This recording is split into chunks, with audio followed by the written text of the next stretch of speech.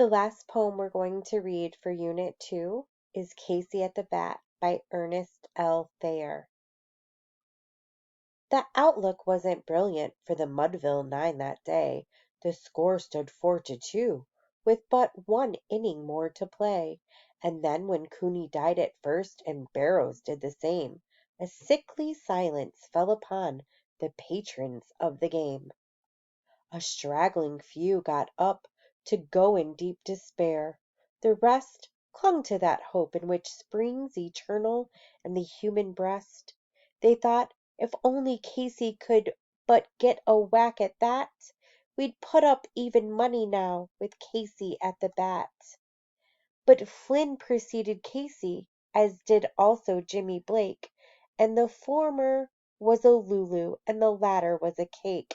So upon that stricken multitude grim melancholy sat, for there seemed to but little chance of Casey's getting to the bat. But Flynn let drive a single, to the wonderment of all, and Blake, the much despised, tore the cover off the ball. And when the dust had lifted and men saw what had occurred, there was Jimmy safe at second, and Flynn a hugging third. Then from 5,000 throats and more there rose a lusty yell. It rumbled through the valley, it rattled in the dell, it knocked upon the mountain and recoiled upon the flat, for Casey, mighty Casey, was advancing to the bat. There was ease in Casey's manner as he stepped into his place. There was pride in Casey's bearing, and a smile on Casey's face. And when, responding to the cheers, he lightly doffed his hat, no stranger in the crowd could doubt 'twas Casey at the bat. 10,000 eyes were on him as he rubbed his hands with dirt.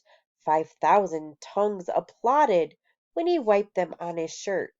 Then while the writhing pitcher ground the ball into his hip, defiance gleamed in Casey's eye, a sneer curled Casey's lip. And now the leather-covered sphere came hurtling through the air, and Casey stood a-watching it in haughty grandeur there. Close by the sturdy batsman the ball unheeded sped.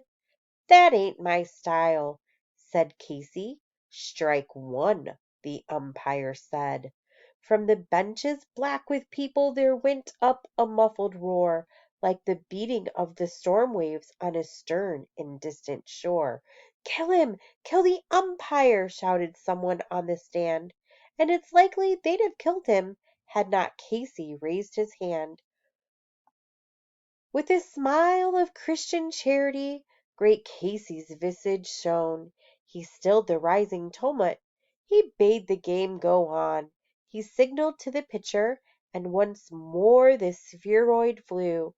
But Casey still ignored it, and the umpire said, "Strike two."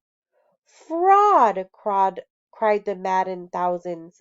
An echo answered fraud. But one scornful look from Casey, and the audience was awed. They saw his face grow stern and cold, they saw his muscles strain, and they knew that Casey wouldn't let that ball go by again. The sneer is gone from Casey's lip, his teeth are clenched in hate. He pounds with cruel violence his bat upon the plate. And now the pitcher holds the ball, and now he lets it go, and now the air is shattered by the force of Casey's blow. Oh, somewhere in this favored land the sun is shining bright. The band is playing somewhere, and somewhere hearts are light, and somewhere men are laughing, and somewhere children shout. But there is no joy in Mudville. Mighty Casey has struck out.